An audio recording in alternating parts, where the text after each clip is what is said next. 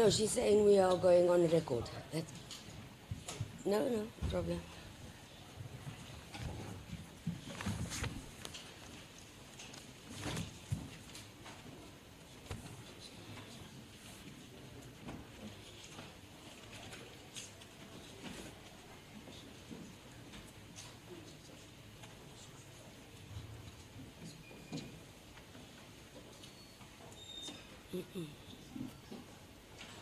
Sorry?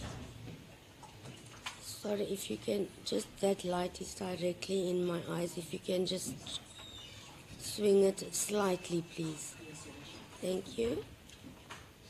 Yes, that's fine. Thank you.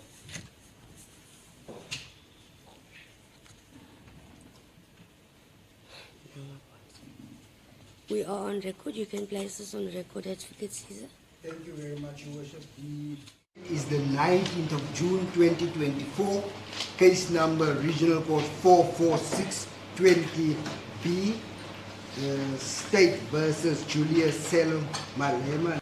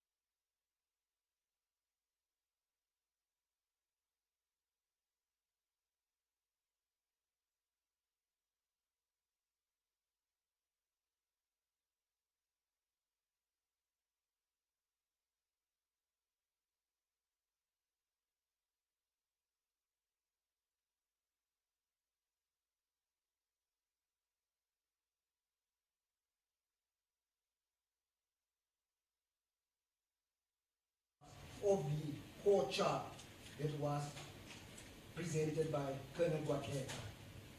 Part of the report, please.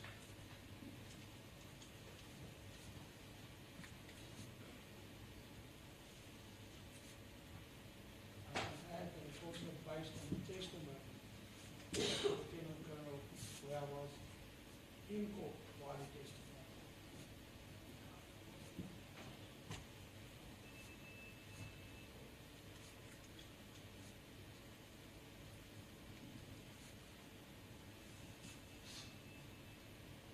I want to put it to you, sir, in my more than 20 years experience, I've never seen an expert testifying on exhibits that he did not actually physically compare with the actual firearm in question. I disagree with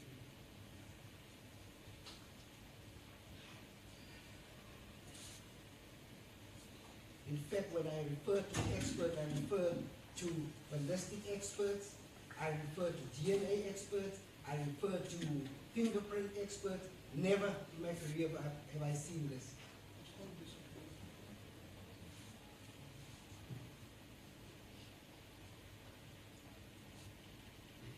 Have your reports ever been criticized by your peers?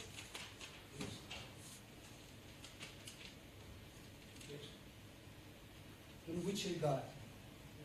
In all regards, you have a partner which is currently in America, and he peer reviews my work, Yes, in which regard was your reports criticized? all the aspects.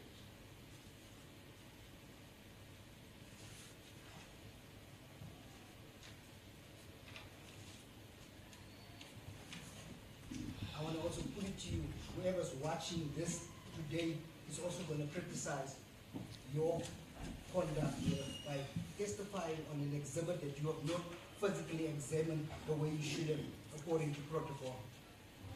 I also disagree.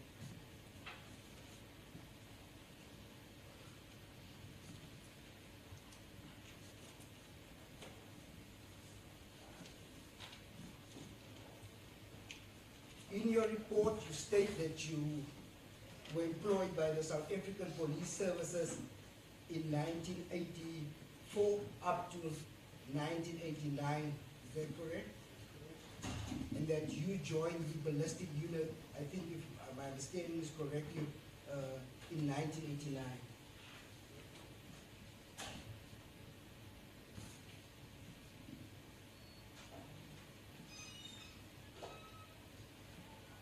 You also, in the report, it says that in 1998 you left the ballistic section of the Forensic Science Laboratory of the South African Police Service. Is that correct? That's correct. I left the police force, yes.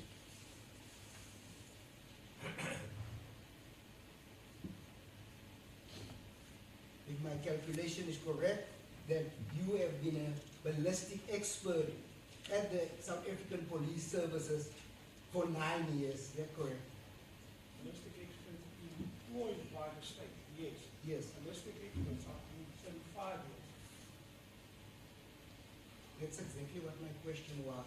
I said at the SAPS for the state. Yes. Yes. That's Yes, yes. correct.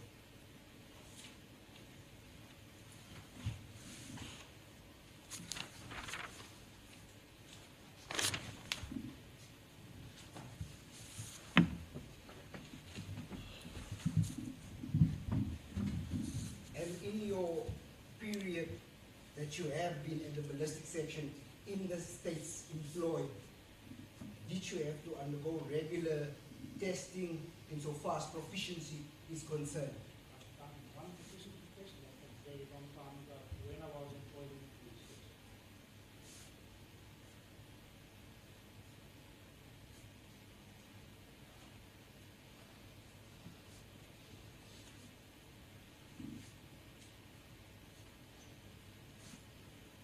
Just for the court record and for everybody's understanding, what is a proficiency test? Currently, how it works, the state gets from America a cartridge casing of 5 bullets, which is unknown. They are sent to the state or the labs, which they then give to the examiner. The examiner will then test the cartridge cases, do a comparison, and the result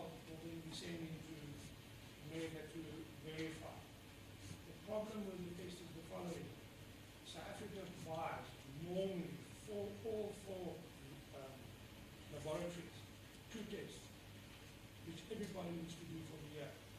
So the first, I would say the first 3 examiners examining that cartridge or 5 bullet will be the ones that do a blind test. After the blind test, other people are also required to do the examination. Before half the examiners have done the examination, they already know what the results are. That's the problem. It's not a blind test. So if you do a blind test, it will be each examiner will have 1 test that they need to do, which is second. Which unfortunately, because of cost implication, it's not viable to give each person or each examiner a separate test.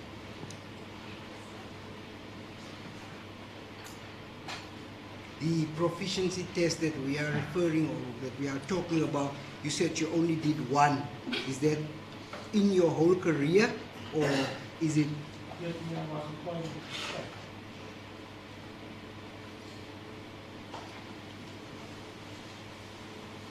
Did you hear the question?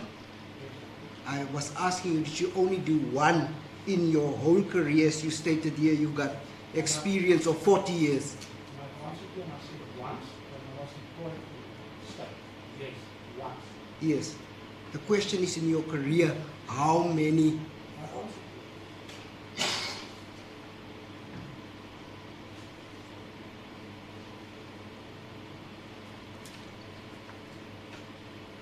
This proficiency test, shouldn't it be done biannually or annually in order to test whether you can still do the job that you are employed for or that you are making your bread and butter?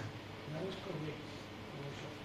Mostly the proficiency test is where there's laboratories involved with a lot of examiners. Because I'm alone with 1 other partner, the chances that I'm going to actually do an examination or get the opportunity to get an exhibit from a crime scene related to a firearm is almost 0. We're going to get to that answer a little bit later.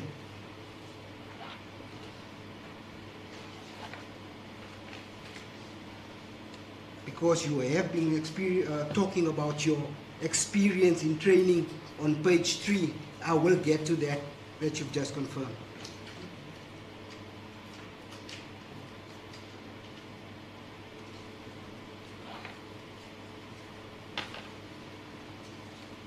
Should you be doing this proficient test on a regular basis in order to practice as an expert, as you call yourself? No, I disagree. How will you be tested, sir, to be able to see whether you can still do the job, whether you are still proficient in doing it, when technology is evolving all the time? The reason being is that, like you said now, the technology is going forward. The science hasn't changed. The application of what was referred to protocols in the beginning from 1950 still stays the same. Unfortunately, because of technology, the marks and everything is just more and more coming together. In other words, in the beginning when I started ballistic, there was no such thing as subclass characteristics. They only came later when they found that there's other marks that are similar that they could find. And because of that subclass characteristics came out, they said that we first need to do all of these tests. And that's what it's all about. It's all about the comparison, striation matching. It's physically matching, and that's the science behind it. Can you recall which year did you do this proficiency test that you were saying? Unfortunately, not. Yes. So I want to put it to you, sir, you are not as proficient to do ballistic tests without you even knowing when last did you do such a proficiency test. That is what logic dictates, that you cannot be an expert, as you recall yourself, without that proficiency test, to test if you can still do the job as required by your profession.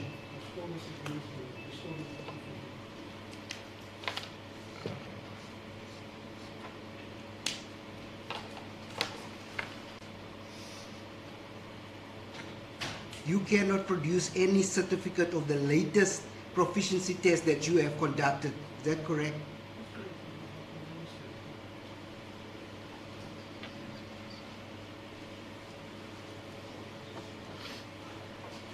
I've noticed in every report compiled by a ballistic expert, they refer to this microscopic identification. Can you explain what it is in layman's terms? If you'd like me to explain the microscope or the process? First the microscope, and then you can explain the process.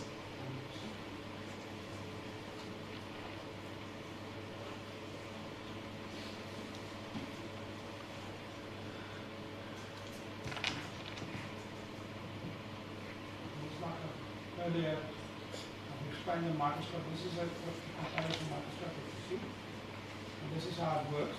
On the left-hand side, you'll have the exhibits. On the right-hand side, you'll have the test. Cartridges that you fire yourself in the firearm. And you use the comparison microscope by looking through the optical lenses, comparing installation matching. In other words, physically matching what we see. This is the same, or similar. And you use that by using parts on this side. You've got the light sources at the back, so you set it up. This is not, I don't want to say it's not rocket science, but you need to make sure that the enlargements are exactly the same. You put the cartridge in, you must make sure that chemistry lines up, the correlations are in.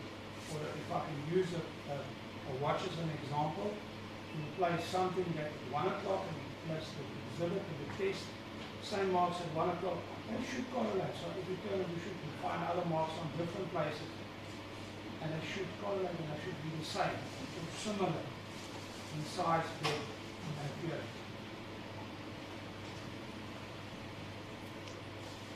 Is that the process that you've explained now? Well, this is just it should begin watered down. What you normally do, you will find the exhibit. You will mark the exhibit with a latch number. You will file a little file in the top of the cartridge you file, so to make sure that you know that that's always exhibit. The test you don't do. Then you will take the test and take the last 3 serial numbers of the file and mark that on the cartridge as well as on the bullet. Test bullet 1, test cartridge 1, test bullet 2, 3, and so forth. Then you will go shoot the file in the shooting range. You will collect that cartridge case. Then you will go back to the microscope. Then you will compare your test first to see what unique markings you can find. Then you'll place the exhibits. You'll do exactly the same as what we've done with the test. And now you compare both of them with each other and see if you can find striking matches or physically matching the marks that you found between the two. That's in a nutshell.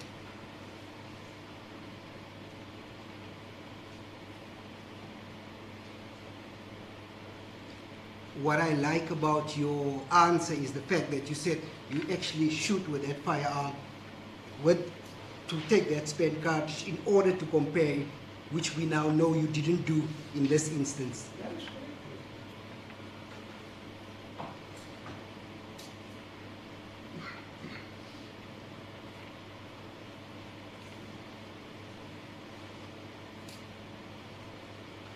When did you compile this report that you've presented to court? That report, if you look at the signature, was signed on the 25th of 24, the 18th. This report, from the day that I started, I start compiling it because otherwise the information becomes too much to do in one report. I finalized this report on the 18th. 18th of what? Of June.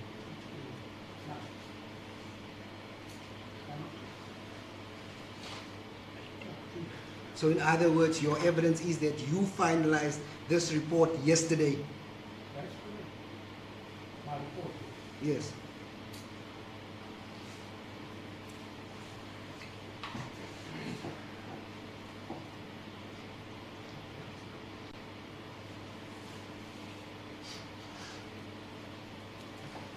Which means when Colonel Guadlega testified that this report has not been compiled,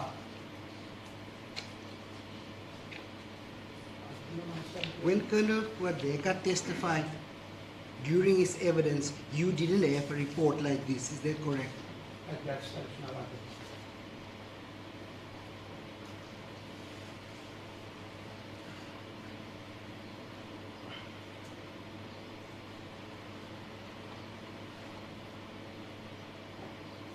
As a result, none of those sketches that you displayed here and most of the things that have been compiled in your report has actually been, Padleka was not questioned about this on your report. Not using my report, no, but he was questioned regarding subclass characteristics, the way it's supposed to work. That was done.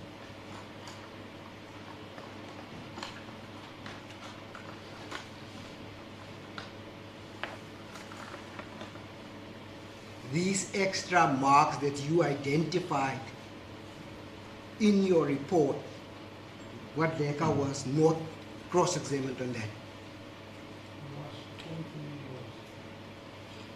I'm not 100% sure about the report he was.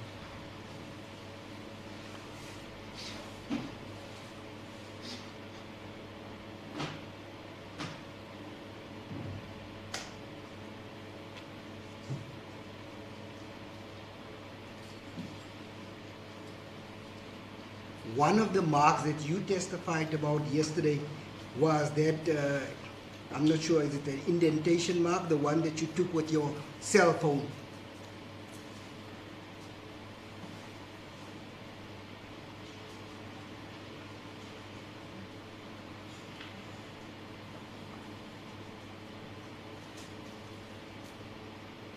Yes. What's that mark called? It's probably, like I explained yesterday, it might be the ejection port or the deflector.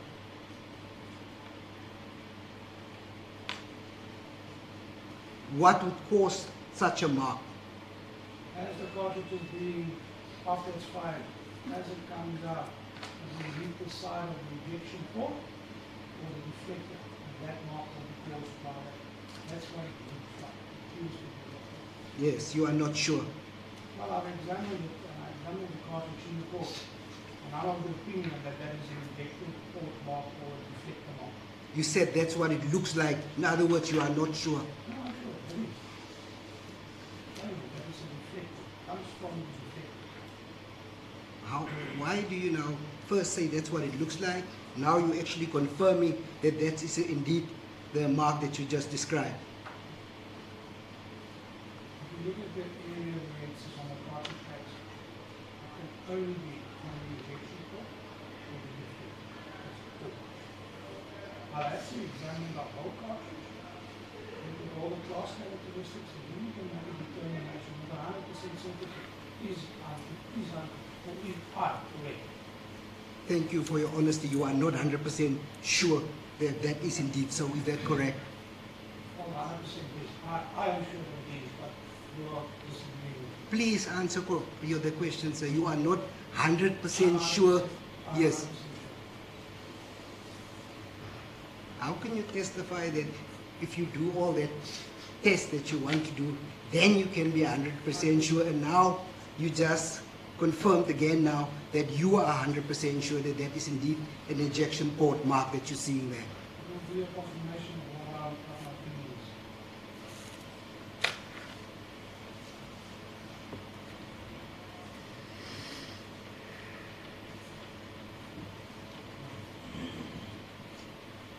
is. Is it accepted protocol to use a cell phone to to take a picture and then examine it like that, like you're doing with a microscope? It's not normal, no. We will not use ourselves. If we didn't have a cartridge case, we wouldn't have access to it. Once you ask the court said we can have access. And that's why we use the cell phone. If we knew that we would have the ability to take photographs, I would have brought the microscope to the court. Is that accepted practice to do it in that way? It's not normal practice, but we can do it. Is that the standard and protocol how an exhibit should be examined? No, it's not. You have to do it under a microscope.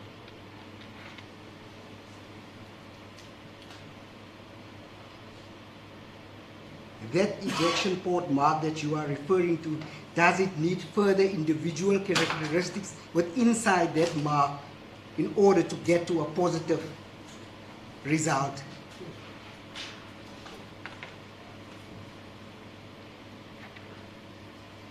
Did you examine that in order to get to a result? Like I've already testified, I didn't have the opportunity to examine the firearm as well as the cartridge case microscopically, so I could not do that.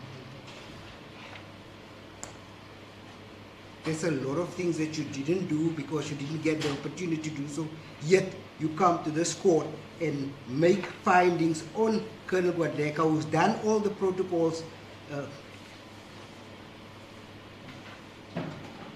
You're coming to dispute that. There's a lot of things that I didn't do. I didn't examine the cartridge case and I didn't examine the firearm. But based on the photographs and the portrait of the examining, I used that. That's my findings of what I see. A cell phone is at a microscope? No, it's not. But it also state that the new cameras of the day, some of them are actually as good as microscope. It's possible. But it's not normal. Does it have microscopic abilities, a camera of a cell phone? Yes, you do. I want to put it to you that that's incorrect, sir. It cannot be. There's because I look on the internet, all about it. There's actually smaller attachments that you put onto your phone and you create almost like a microscope. You have the same ability as a microscope. Not as clear, not as big, but there is abilities to do it.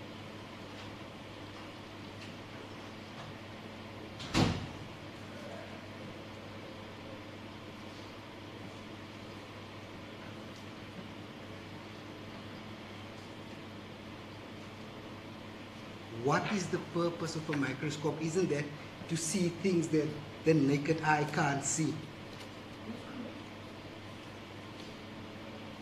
That's why it was designed, is that correct?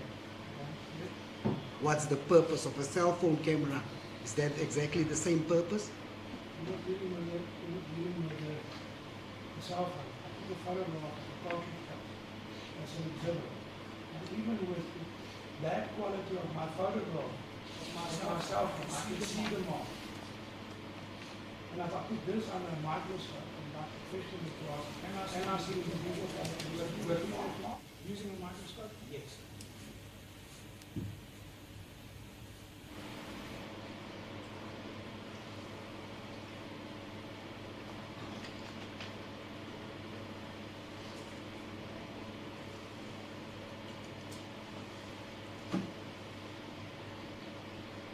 That apparatus that you showed the court yesterday, I think it is indeed a hand microscope, if I'm correct. The microscope. Yes, the one that you had yesterday, which you showed to the court, that apparatus. The one that you had right in your hand, which you showed. Oh, yes, yes. What is that? That's part of the microscope. I'll go back to my photograph of the microscope.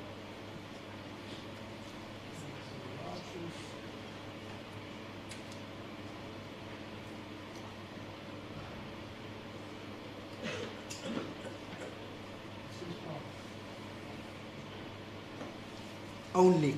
Now, this only thing I brought to show the court what it looks like. This is what I brought to court. This part. What function will it have? If you look at the complete microscope there, does it have all the functions of a microscope as you displayed it right there in your diagram? The function, this is your objective section. In other words, you put your cartridge on the 5-minute onto that, and that is what you will use to turn it, turn it around, swivel. This is to make sure that while you're busy with the cartridge or the 5-minute, you do not need to actually turn the cartridge itself. We use this as a mechanical device to move the cartridge around so you can see all the marks.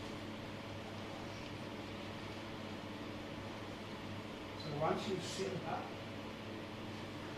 on 0, 0, and you find a mark, a unique mark at 7 o'clock, you should be able to find the same mark, unique mark, on 7 o'clock on the left-hand side as well. It's just to give you a little bit more movability of the cartridge being used. Does it have the same functions as the microscope, the comparison microscope that you are displaying on that television set? Does it have the same? Same functions, same abilities, does it do exactly the same thing? I do not understand the question. What's the purpose of that microscope that you are just showing us there on television? What does it do? It's a comparison microscope, right? Comparing two objects. That's the function of this microscope. Yes. Compare two objects, is that correct? That's correct. The one that you've shown in court in your hand, does it have the exact same function as that one to compare two at the same time? Yes. At the same time. Yes. Can you explain how? I've got a large microscope. I've actually got two of them at mine from my office. It's exactly the same as what you see here. It's a table model. It's not the older models. It's a table model, but I've got two of them. I've got an electronic camera as the top. So I've only taken off one part to come and illustrate it. I can't leave the whole microscope here. It's too heavy. It's too big. So the main concern or the main issue that I brought it with to demonstrate how to set up the cartridge. I've got two of them, so I've got two objective studies. I've also got a comparison with my microscope actually got 4 nose pieces and not 3, so the enlargement is much bigger. So I've got 8 microscopes into one, but my microscope works exactly the same and looks exactly the same as this. You do know we're not referring to what you have at home. We're referring to the exhibit that you brought to court in order to examine whatever you needed to examine. I didn't bring it to court to examine, I just brought it as an example.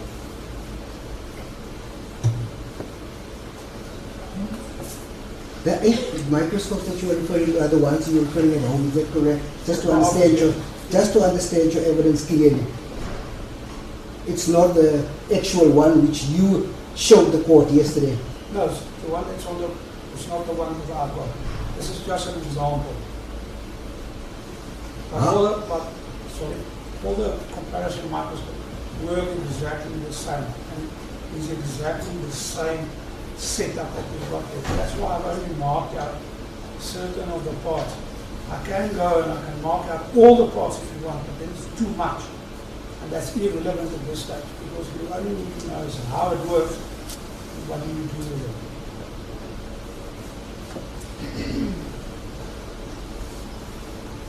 How did you manage to examine the spent cartridges that was presented to you in court? We used the court bench and we had a look at it. You showed it to us. Yes. What did you use? No, just the camera. You look at the photograph, I'll show you the photograph.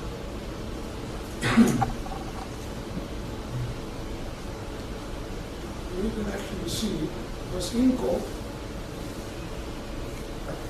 You look at this side. This is the court bench.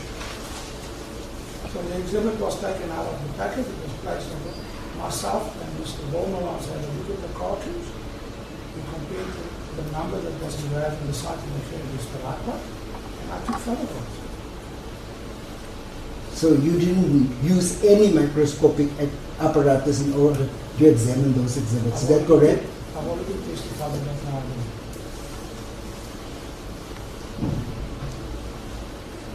So your findings is basically from that photo you took from your cell phone, and you made findings regarding what you thought it would be or should be. The findings that you're talking about, was there other marks available? Yes, in your report, the ones that you made in your There was report. other marks. The lieutenant colonel testified that he couldn't find any other marks. And the marks that he found, he made negative.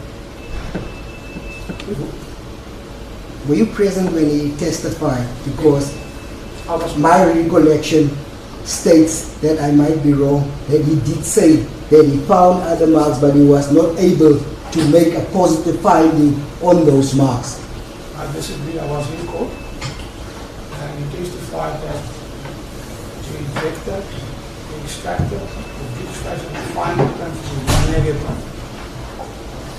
And then further, he testified that the neck marks that he used on the protocols based that he used and that he decides for himself, he used the same area for a comparison. And then further, it was asked, and it was put to him, what other marks did you find? He said he didn't find any mark. It was specifically mentioned made of the ejection point, and he said he couldn't find anything.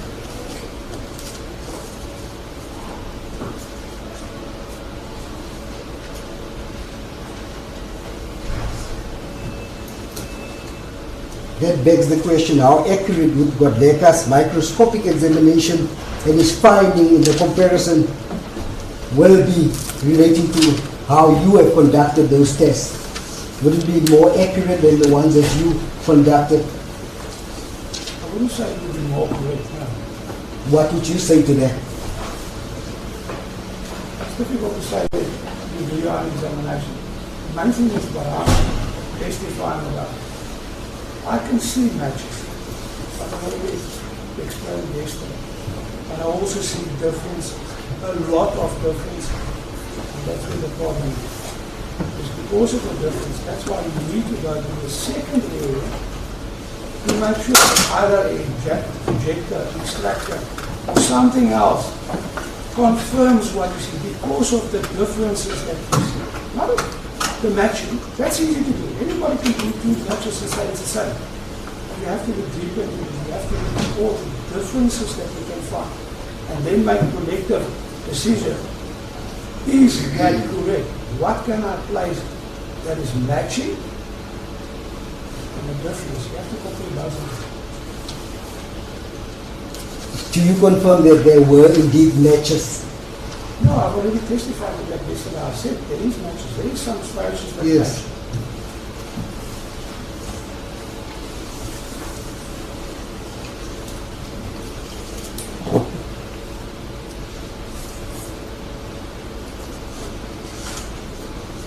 Have you ever had a look at SPA 249, like before the shooting incident, during the shooting incident, or after the shooting incident, before it arrived at the ballistic section? You asked me about the firearm. The actual firearm that No, I used. haven't.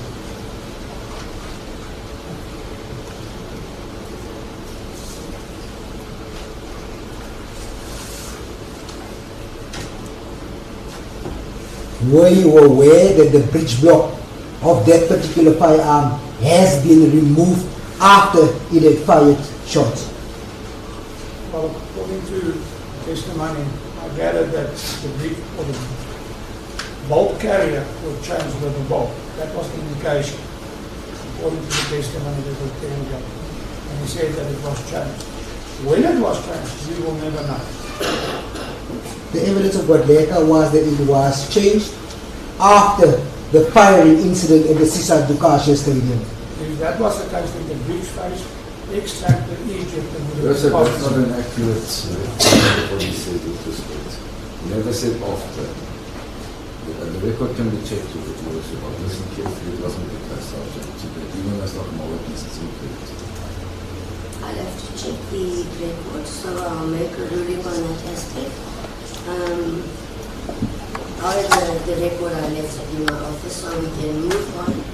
And I will put I'll it- also look, I appreciate that. Was that during evidence in chief or cross-examination that after emanates from? Those instances, Your Worship, it was actually cross-examined on that aspect Okay, thoroughly. all right. Thank you. I will check the cross-examination part, Advocate Odes.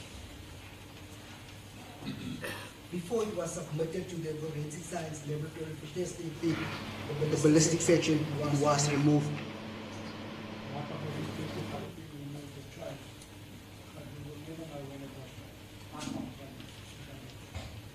this breech block, which other parts will be within that breech block? The bolt, we're talking about the bolt carrier. Bolt carrier is on the outside. Then you have the bolt, the cutting bolt, within the bolt, and the ejector, extract, firing pin and breech face mount. And that is where, I'm going to go back to this one slide here. All the parts, first the firing pin, extractor, ejector, and breech face are all part of the rotating bolt, which is in the bolt carrier.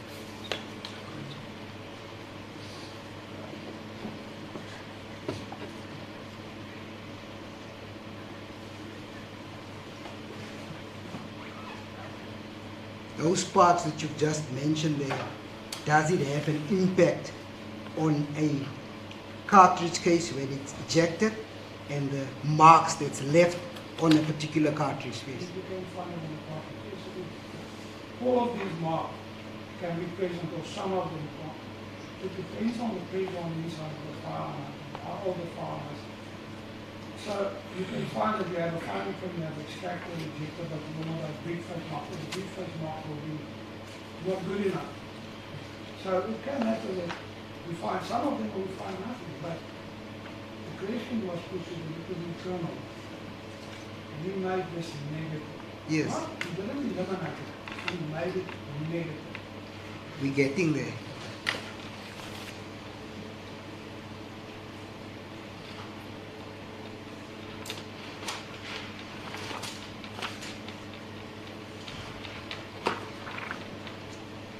My question was, if the breech block of a firearm containing all those parts that you referred to there, would it have an impact on the marks that has been left on the spent cartridge or on a cartridge case pack? Yes.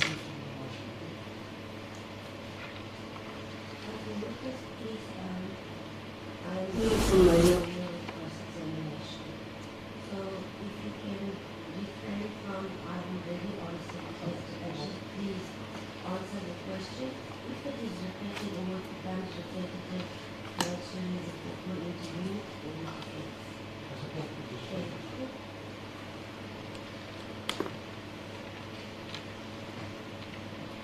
The question was, will that have impact on the spent cartridge? Yes, and the marks left on it, and the answer is yes.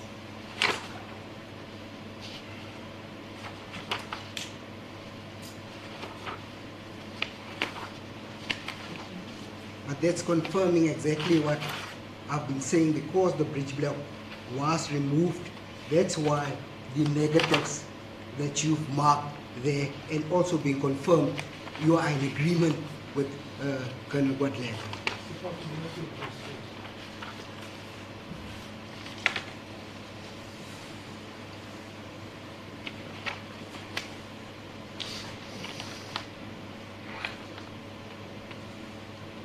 For what good reason would the person then remove a breech block from a particular firearm? There could be several reasons.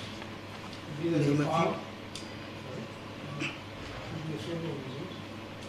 Firearm could have not working in the right conditions, so they send it in so that it can change. Might be that the firing pin is replaced with bolting, or the bolt broke or anything. If you didn't replace it, it gives the appearance that it's different.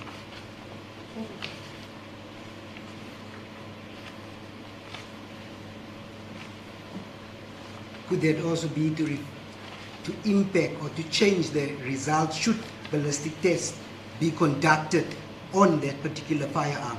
Possibility exists. It's highly likely, is that correct? What you say is highly likely, but it's possible. I don't know if this thing.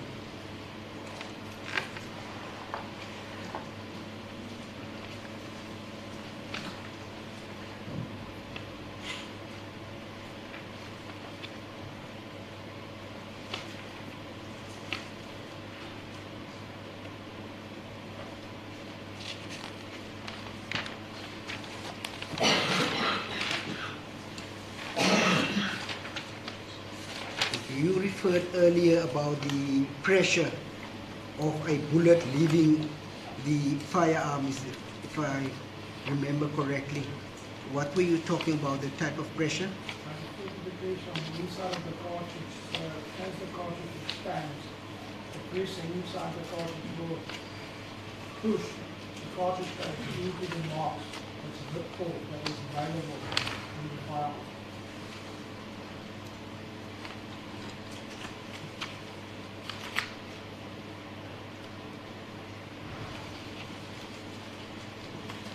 Does that also have an impact on the marks which is left on the spent cartridge?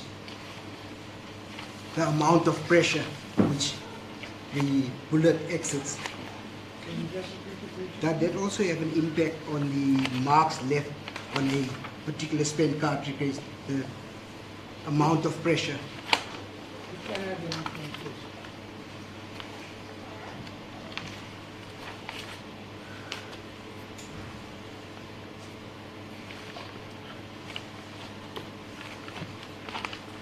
Would two spent cartridges be exactly, or two live rounds, let me not spent cartridges, two live rounds, would the pressure coming out of two live rounds be exactly the same?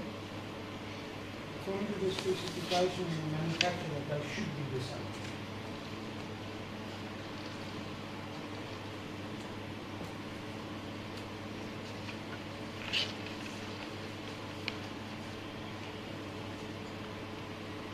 But it does happen that they are not the same, is that correct? I'm going to disagree with you. If we're talking about the difference between 223 and a 5.56, yes, there's a difference. Compression, second. There's a lot of buzzing and so I know if you can just raise your voice a little, if I will. The 223 Remington ammunition compared to the 5.56 by 45mm ammunition, you will find that the 5.56 pressure is much more than that of a 223. Now we need to look at the manufacturing process. In other words, you will find that some of the propellant might be different, so it will give you different pressures. Then you have to look at the cartridge case. What is it manufactured of? How many bras, how many tin, how many, depending. Was the cartridge case harder? 556 you will find on the POP ammunition that they make. You find that the top of the cartridge is normally looks like a blue color. That means it's heat treated. The cartridge case is made harder to withstand the pressure. So yes, there can be a difference, but same ammunition, same manufacturer, there shouldn't be a difference. Yes, but they can. That's what you confirm, is that correct? If we do reloading, yes. On manufactured ammunition, no, I'm disagreeing with you.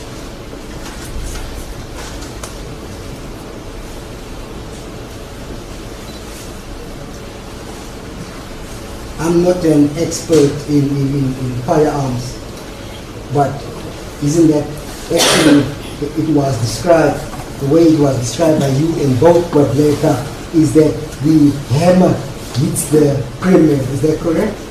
No, the hammer is the firing pin. Yes, the firing pin, that's correct. Yes. I'll show the video where it actually shows what that says. Thank you for helping me there. Yes, and then after that, it causes, it ignites Yes. the powder, the gunpowder inside the cartridge case, is that correct? Yes, the primer ignites the powder then starts burning. Pressure happens on the inside of the cartridge. In that process, it pushes the bullet out of the barrel. After all, Out of the barrel.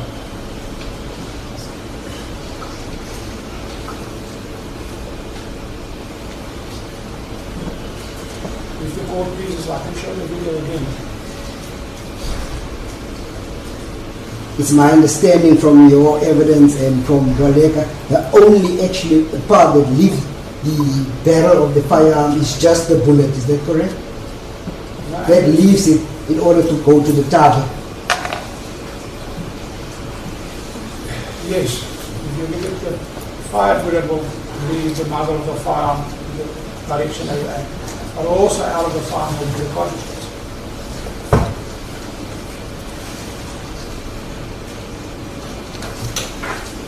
So are you telling this court that all the granules in that gunpowder would be exactly the same? It should be the same. In make, shape, everything? From the same manufacturer, yes. The court must understand, so it can explain it loudly. There are certain standards and criteria that the firearm is manufactured for. So you can't just go and buy any powder from the shop and load it with that. It's going to be dangerous. So there's certain powders that you're going to use and give you certain criteria inside the firearm within specifications that you won't blow up your gun.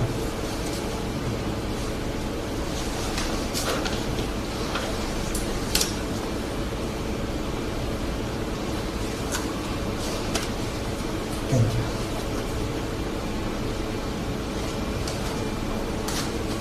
you. In this case, what have you been able to look at all four the test spent cartridge cases that was used in SP A249 in order to compare with the actual exhibit found at the Suicide Dukasha Stadium?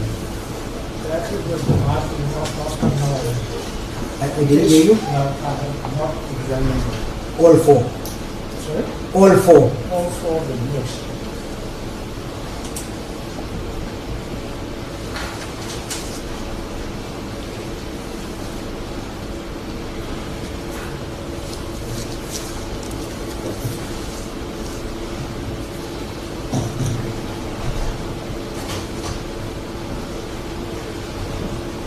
How many of those four test cartridge cases did you examine? The test cartridges, none. None.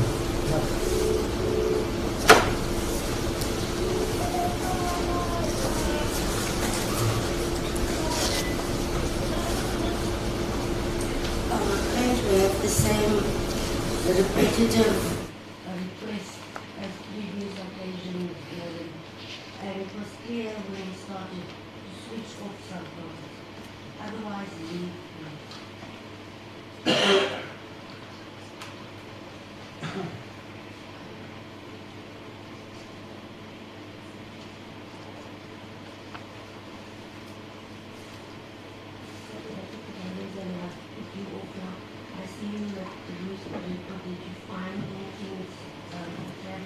Leadership, I was looking through the exhibits, Exhibit D in particular, but it doesn't make any mention of the breech block having been changed after it was fired, so I'm still of the same view. As you wish, please. Advocate Caesar, continue.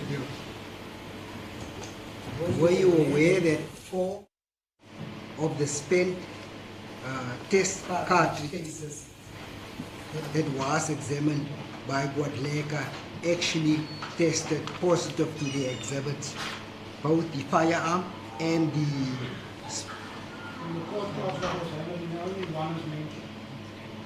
So I gather that if there's four test cartridges, Is four a high number in your ballistic expertise? Evidence. I'm with you now, Advocate Matthews. Otherwise, I'm going to. Okay, I forgot the. There is no evidence from the ballistic expert that all four test cartridge cases tested positive. You refer only to the one on the job. Okay, just a minute. That will bring us to the second issue.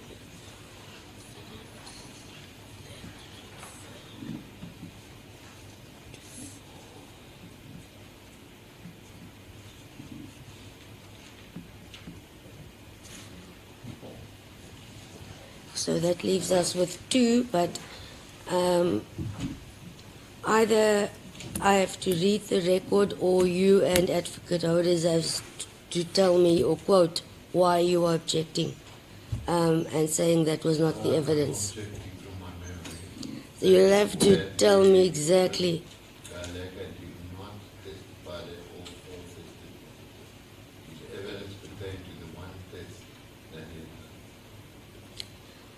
Okay, and I still have to check then, because your objection is based on memory. I'll have to reply based on memory, but I'll have to check based on the actual record. Same apply that it is based on your objection. Is it also from memory that he said after? Yes, Your Worship. As I was looking at the exhibits, I believe that it would have been in the exhibits because there was the mention of the breach block being changed, but he didn't say that it was after. And he said there's nothing sinister to be read into it, which would be inconsistent with having said it was done after the fact. They're mutually destructive. That's why I've got a clear recollection of it. I'll have to. I remember, even explained for this, that sometimes they go shooting with people and then when they're handing the firearms to be cleaned, they could be confusing because they fit perfectly. So he said there's nothing sinister to be drawn from the fact that it had been changed, and he specifically states he couldn't say when it had happened. I've got a clear recollection of it. Yes, yes. You were rising, Advocate Matthews? But confirm exactly what my name is. Okay. In fact, he did say that this could have been done by accident when people were cleaning their firearms altogether. Okay. See, Your Worship frowns, but that is the evidence. No, I hear you saying that is the evidence. I'll check the record to make a final. I am not going to make a ruling based on memory. I'll have to check. I don't want to interfere with my cross-examination all the time, so I specifically never want to interfere. Because cross-examination is a tool to come to the truth. So, but you shouldn't put a thing like this that I can testify that all four of the cartridge tests were positive when that was not so. It's neither here nor there. We are dealing with one that has been proved before court on the court. Let me hear from the state. Maybe he has a submission in this regard. Advocacy's defense. Thank you. So that aspect is cleared in. It's referred to one, not four. Thank you. I can assist, Your Worship. When Your Worship called back the Colonel for a clarification, Your Worship, and I'll give Your Worship the date, because it will assist Your Worship. And this issue arose, Your Worship asked him this question. After issue number one. Yes, Your Worship. With the changing of the breach blocks after the fact.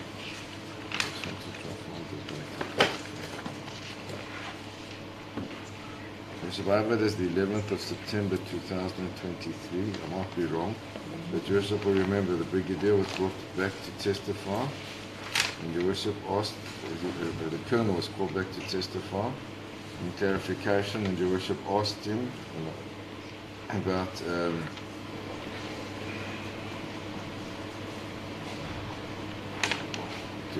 soon after Your Worship began. Your Worship, the last four digits did not correspond with the numbers on the breech block. He said yes, the last four digits did not correspond. Then that was left for a while. Then Your Worship came back to that.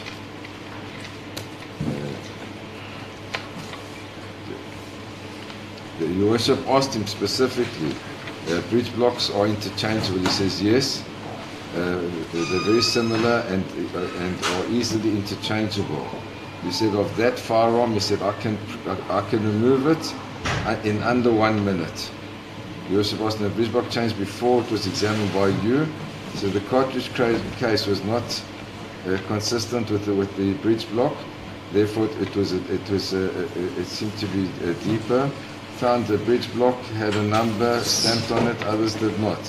Instead of other, one had a different number. Then you Worship asked him, did you manage to find the breech block that was meant to fit that particular firearm? He says, no.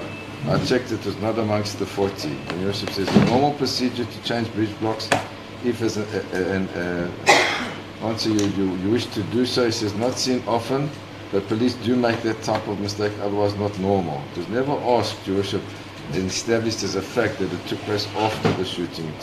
It's in Your Worship's clarification and previously of his own accord, Your Worship. I specifically remember that he said that in his evidence, I believe in chief, that there's nothing sinister in the changing of the breech block, and that's why Your Worship asked the clarification. He said it does happen when they go en masse to shooting ranges and then the things get cleaned together. But nobody has ever given evidence that occurred after the shooting, Your Worship. That's something that's simply scientifically illogical, to quote my learned friend when he talks about the process of logic, and was never established to be the case. So it's incorrect, the question. It was incorrectly put. One cannot say that the bridge lock was changed after the shooting. For, during, or after it remains for argument. Is that what you are saying? It's not clear according to the evidence. It was incorrect to have put to the witness that the evidence was that it was after the shooting. That's my objection, and that remains my objection. And it's clear from the questions that Your Worship even asked that that was the case. Thank you, Your Worship. Thank you, Julius. Can I continue with the cross-examination, or adjourn to have a look at the report as well? No, Your Worship, I won't pursue that. May issue any further for now. If it changes in any event during the tea adjournment or whatever, I'll check and confirm on record what you've read, Advocate Odes. It will be in the ballistic expert of the state's evidence in chief and in the clarification, Your Worship. Thank you. Proceed, Advocate Caesar. Thank you. Colonel Guadeka, from his evidence, he found identification marks in the neck area of the specific exhibit that was left at the Susadukasha Stadium. I can't hear you. That's correct.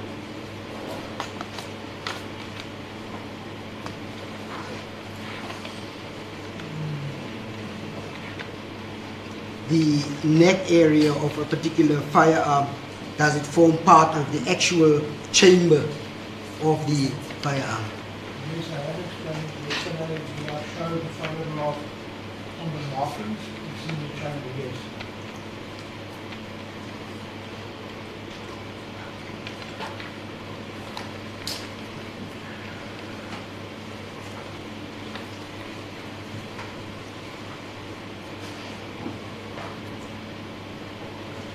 In other words, for Guadeka to come to such a finding, he not only had to look at the actual exhibit, the spent cartridge, he actually had to look into the chamber, which is part of the firearm. Is that correct? In other words, for Guadeka, he found these identification marks, which is part of the neck area of the specific spent cartridge. You confirm that, is that correct?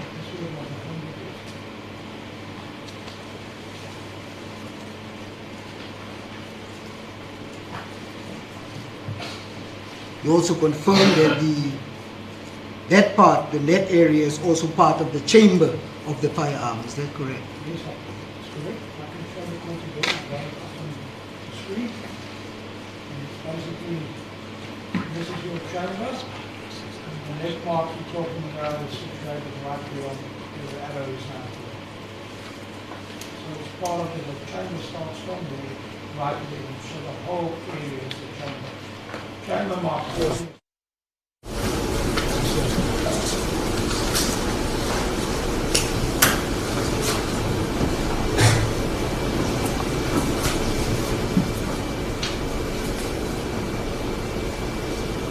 And the chamber actually forms part of the firearm itself. It's part of the firearm.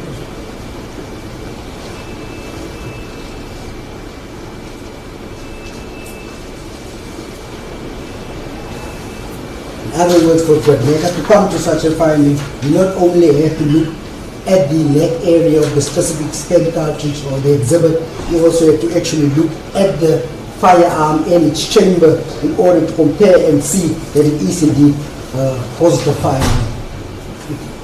When you use the chamber as identification, you should have looked at all the other marks as well, injector, extractor, injection port. You have to compare all of that.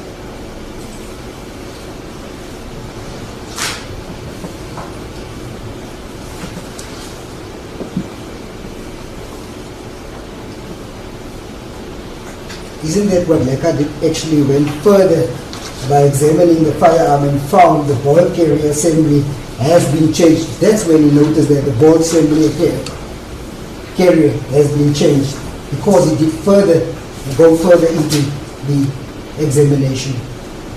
That's going to be determined. I don't examine the firearm, so I cannot testify on the firearm.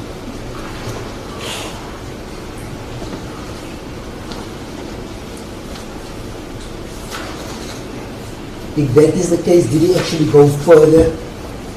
The type of further that you are referring to? To look at all the other marks. Yes. You have to.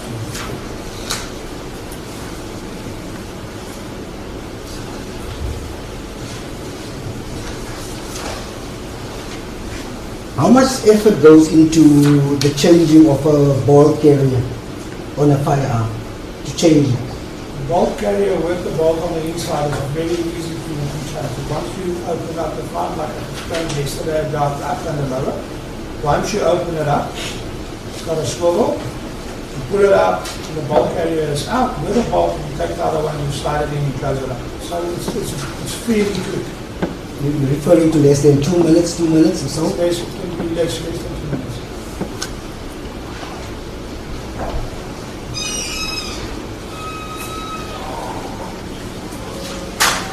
What is the purpose of a ball carrier assembly in a firearm? What role does it play? It's a mechanism part of the firearm to close the firearm, which carries the bolt, the rotating bolt. So as the firearm closes, the bolt carrier will push it forward, and because of the cutout at the top, the bolt will lock into the locking nut, so that the firearm is safe to fire. So the bolt carrier is there to carry the bolt. It's part of the firearm. It will not function if that's not there.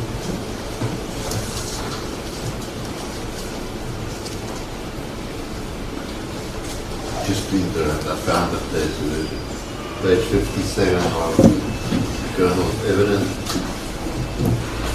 from line 5 further, where he says that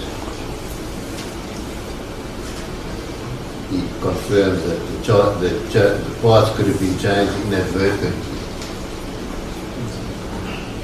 But if you read the whole page, you'll see that it was during cross-examination. I was busy putting to him that the reason why he says the part has changed because it doesn't match positive. Alright? Which obviously the state's version is the reason why it doesn't match is because it was changed. We are saying that nothing was changed. It's going negative because it's not that far on that fire. But you will see on that page from the paragraph downwards that it clearly says that it was done inadvertently. I'm just quoting what the record says. No, I know. I'm just thinking about what you're saying exactly the same as what the state is saying.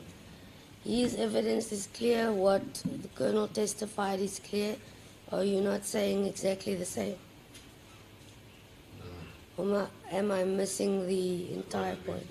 As that the colonel testified that after the shots had been fired, somebody changed. That aspect, after. Björn, I thought you were now objecting to this bolt carrier part of the evidence. You have to be clear. I didn't know where you were coming from now. Back to my memory that your worship said I was relying on is relied on in the record. I didn't get you at this point. I'll check, and I've marked page 57. Thank you. Okay, Advocate Caesar, your last question was answered, the purpose of the bolt carrier, and he answered. You may continue from there. Thank you, Worship. Mr. De Klerk, I want you to go to 3.15 of your report that you have compiled. What? 3.15.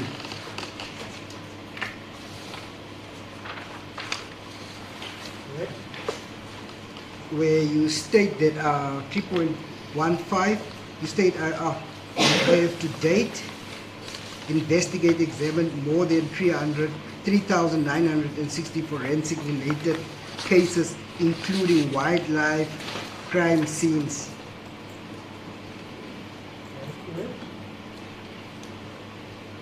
And you said, note, this includes cases during my service in the South African Police Services. Do you see that? That is correct.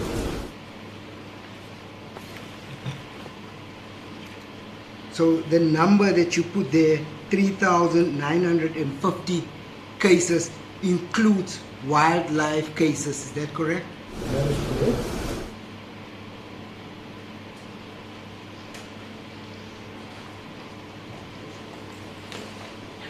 How many actual ballistic tests have you performed on firearms? How many tests on Yes. You say roughly about 3,900, but you cannot compare testing of a firearm as the only thing that I'm doing. There's other parts of forensic ballistics, if you need to compare. The firearm, if we have a firearm, we will test the firearm. If I do not have a firearm, I'll do it. Like I've explained, it's all about the qualifications and the training. The ballistic expert is not just there to do a physical match of cartridge as a fire bullet. It's much more than that. Looking at post-mortem reports, determining of trajectories, there's a lot of this all pertaining within my report. Firearm examination is a small part of forensic ballistics. How many of the cases have you done relating to this specific, like in this case where Leka actually examined the spent cartridge case with the firearm? That's the question. How many of those did you do? I don't know, but it's a lot.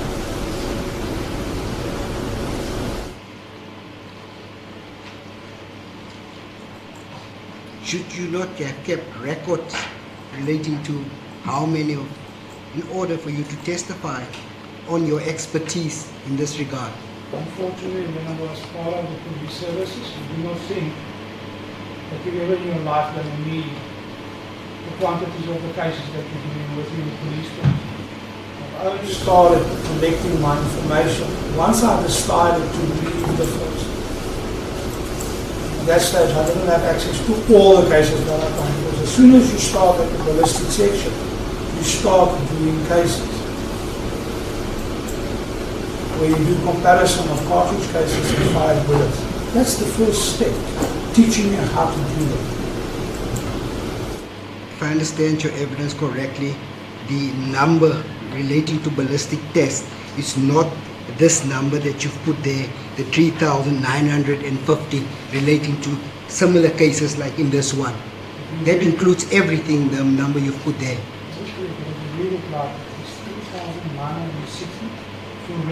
Related cases. I'm not testifying there that there's so many firearms I've examined. That's not what I'm saying. That's exactly my argument. How many did you do? And that's this stage I cannot tell you exact number. I cannot, but it's within the range of the 3,960 cases. In fact, it will be less if you include all these other jets of all trades that you've put in here. So if you look at the 9 years you've been at ballistics, and you get 15 cases a week, you can roughly work out how many cases the firearms you done. The first year you're not doing firearm related cases, you do not comparison with firearms. You do firearm examinations where you do ex-workers, the working of the firearm, but not related to identification. Only later you bring the two together. So you can have a case where you only do the firearm, examine the firearm, but it's not related to identification. And then you have cartridge cases that picked up at the scene where you do not have a firearm. And then later on, these two are linked and then you do the comparison. My question is, the number is actually less than the 3,950 ballistic tests of this nature. Firearms, like I said, forensic related cases, the firearm examining, or the quantity that you want, I cannot qualify, will fall within the 3,960 cases.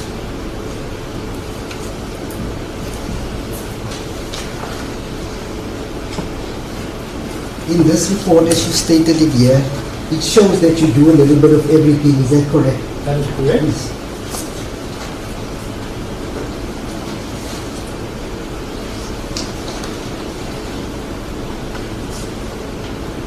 The number that you presented here is not the actual amount of ballistic tests that you have conducted on firearms and spent cartridges. Is that correct?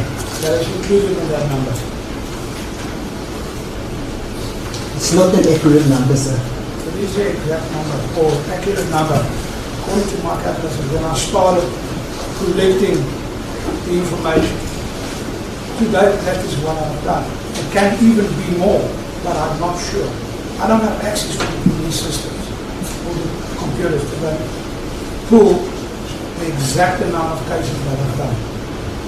The lieutenant colonel's got access to that. Yes, we're getting there. I want to put it to you, your answer relating to this question is very vague, and you do not want to commit to a specific answer relating to your experience in examining firearms and spent cartridges. How can I commit if I do not know?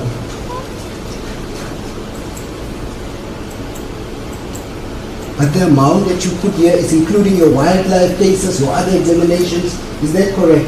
Forensic related cases. Yes. So the number that you put here is not an accurate reflection on your actual ballistic test which you have conducted. Is that not correct?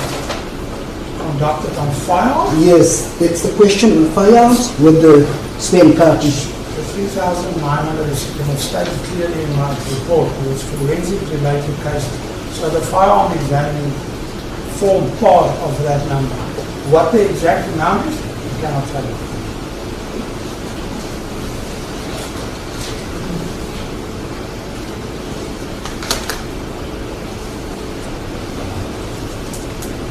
What Leka, by the time he compiled this report, I'm not 100% sure if it's in 2018, I'm going to still have to look at that report.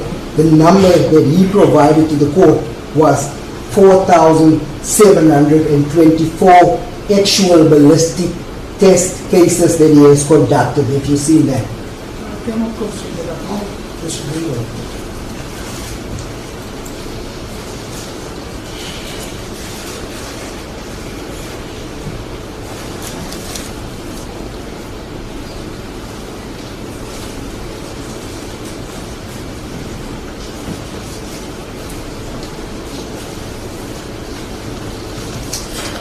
If you look at the number that you've provided and the number that he's provided, in other words, roughly, if my math served me correctly, he's done about 774 cases more than you have conducted.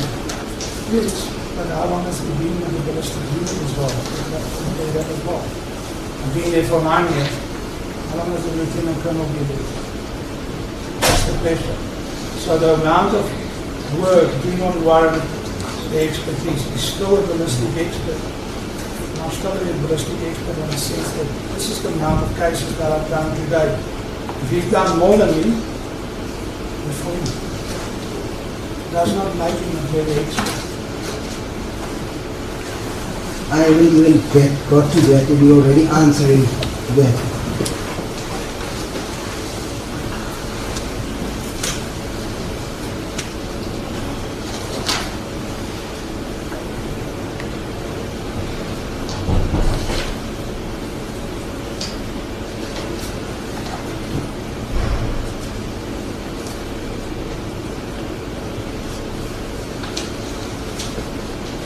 Would you regard that number 774 to be a vast difference from the ones that you have conducted? I wouldn't say it's a vast difference now.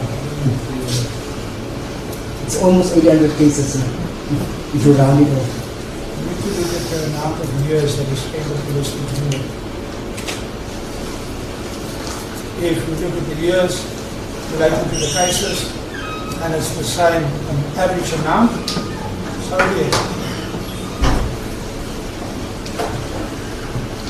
In other words, he have conducted far more of these type of tests than you.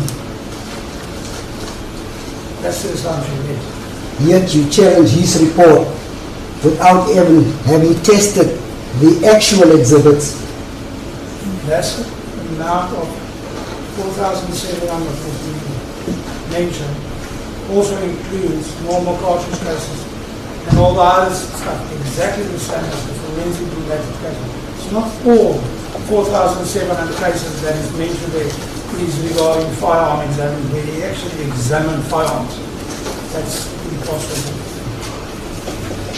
You just said it depends on the number of years they've been in the ballistic unit. That can confirm that, is that correct? Yeah, I can confirm. 4,700 a day includes all the cases that he's done when he was employed, or still employed by the ballistic unit. You also said that the police, you left the police, you no longer have that accurate numbers. You actually said in your own evidence that you will have the accurate number because it is in that system in the South African police service. That's what your evidence are there. You should have access, yes. Yes. And you actually said that you cannot dispute this number that he actually gave and provided to court of the number of ballistic tests that he has performed. I'm not disputing the quantity that is done. I'm disputing that the 4,700 is all related to firearms that they done.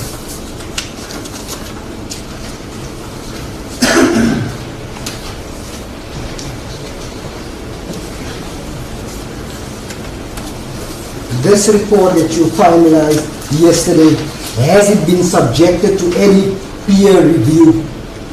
That's being peer reviewed. They haven't signed it, but it was sent through to America. Earlier I testified to the doctor, and it was sent and peer reviewed.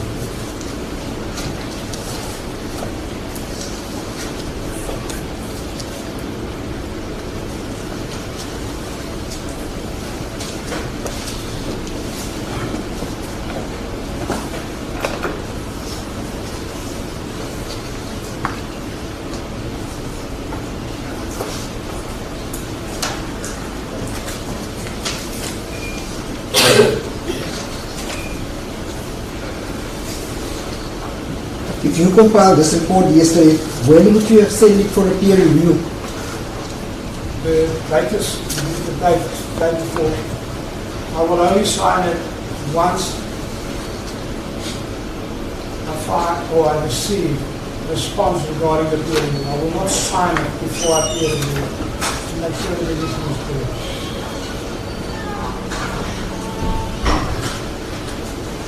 So the document, to explain how it works, the document is unsigned.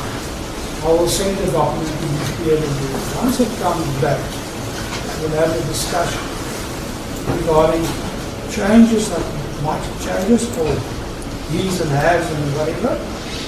Changes will be made and I will resend it back. Once that is done, he signs the peer review normally, and it will be sent back, but it's not unfortunately it's cut off at the bottom of the page. And then I will sign it, and that's what I do.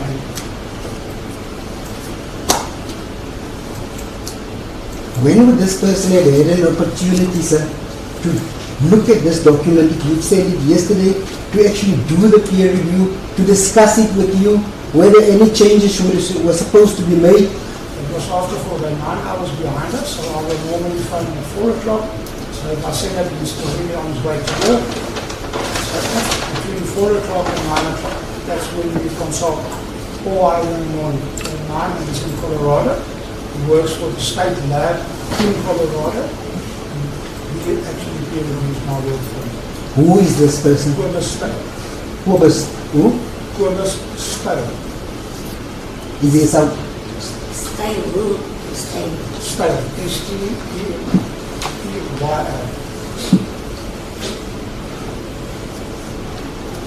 Is he a South African citizen staying in the USA? He immigrated, yes. Yes. A chummy of yours, old friend. Old friend, old colleague, yes. Yes.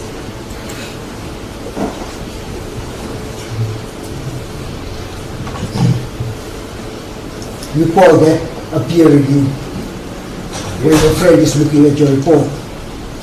I believe that he's more qualified enough. I think he's qualified more than anybody in South Africa to do this peer review for me. You couldn't find anybody else. The gentleman has been attending with you to court every day. I think he's also a ballistic expert sitting at the back. Mr. Volmerans? Yes. Mr. Volmerans is going out of business. He's stopping to do the work. And currently, I do trust Curtis Stale. He's got more technology behind him, the new technology that's available in the world. And because he's doing peer review work in America, I'd rather trust him before I trust any of the experts in South Africa. And that includes the private experts. You were friends in the police SAPS when you were still there, is that correct? We actually sat in the same office. Yes. It seems to be obvious why you'll be using him to do your peer review. I still believe he's more qualified than South Africa.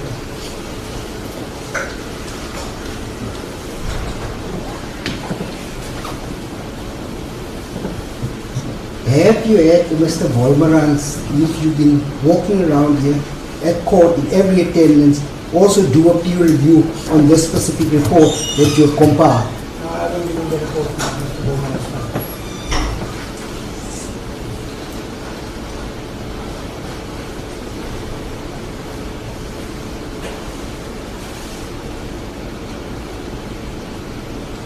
Why not? I've had a peer reviewed by my colleague,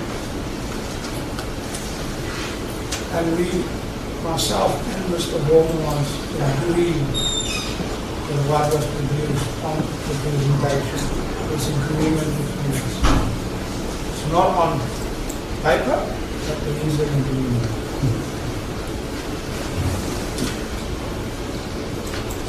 Sorry, I don't follow your concept. Mr. Volmerans, we have discussed this case before the case started.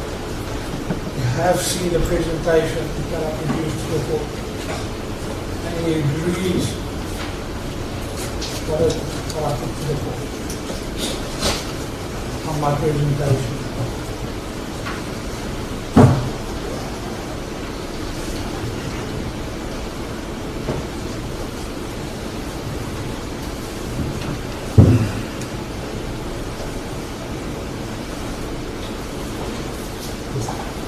I have received this report of yours yesterday, and I want to tell you that it was actually a tedious exercise to go through line for line what you've written. Yeah, it took a lot of time. That's correct. It took a lot of consultations. I'm not even sure if we have done everything in accordance to how we wanted to consult.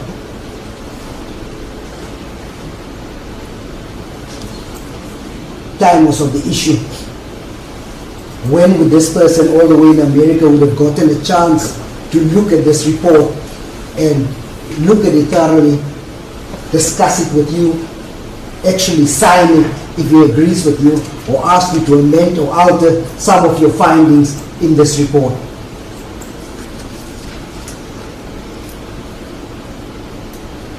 No comment. It was done, so I've got no comment.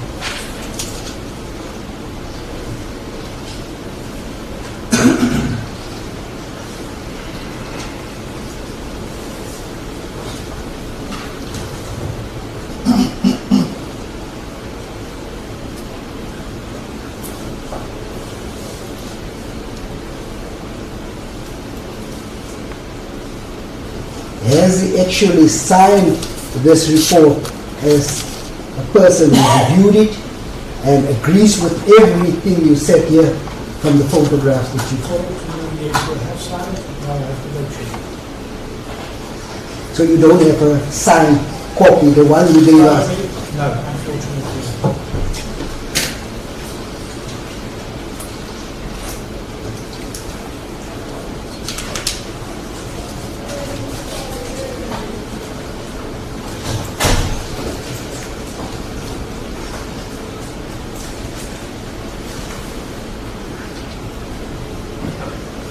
Why haven't you checked last night or this morning if he actually signed the report that you. Because I've already handed in the report, and I cannot change the report that's currently in front of me.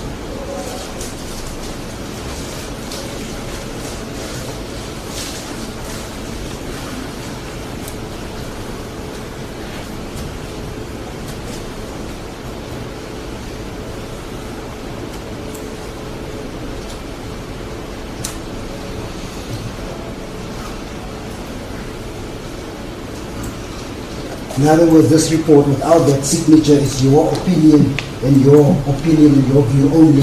Is that correct? Without that signature of a peer review. No, I disagree with that.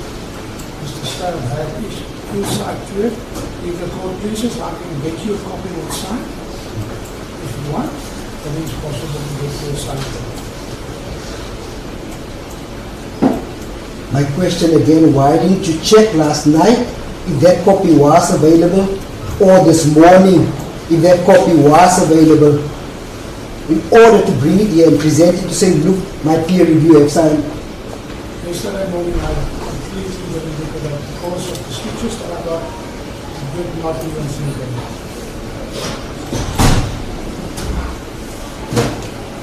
I'm talking about last night, sir. Last night, the science already handed me the report. Does it matter if you just have to check whether this peer of yours in the USA, your chummy, have signed this thing? I could have checked. I don't know.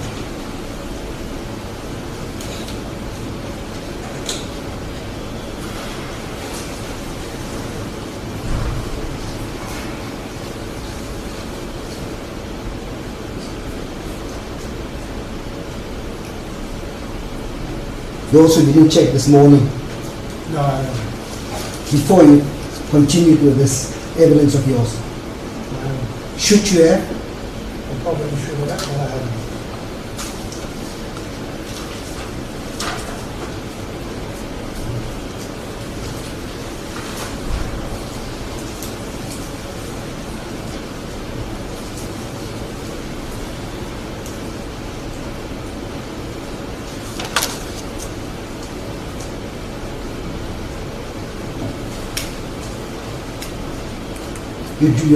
You have seen Guadaleka's report, is that correct?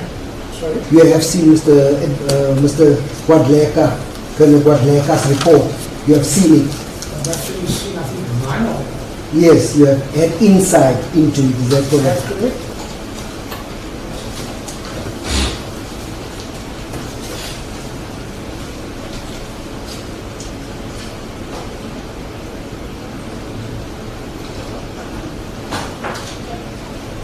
You saw that reports of those reports of his were peer reviewed, it was signed by his peers, and it has been confirmed that that is correct. I can't remember that it's saying that it's peer reviewed. I know that it's signed by the commander, but I'm not sure if it's peer reviewed. I cannot recall, sorry. You know where I got that word of peer review? From his evidence, I didn't even know that their reports are peer reviewed, All the reports should be peer reviewed. including yours. Is that accepted practice that your reports be reviewed by a close friend of yours, which you have shared an office, who just immigrated to the United States? I would disagree with the statement. It is peer reviewed by somebody that you consider to be equal to you or better than you. Is that the standard practice in the South African Police Service or anywhere else, that a friend, close friend of yours, peer review your work? When I was in the force, in the ballistics unit, you would normally go and ask somebody with a higher rank, more experience, to have a look at your work. How it works now, I do not know.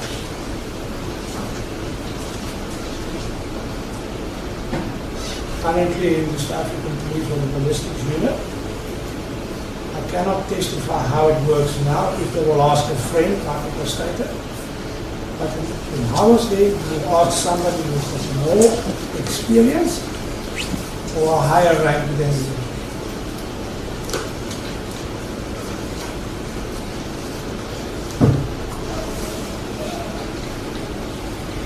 Worship, I am going into a different portion of his evidence now. I just want to ask if we can take the tea adjournment now until 11. Yes, please maybe the tea adjournment. Then I will just go ahead and after I just wanted incident so that we could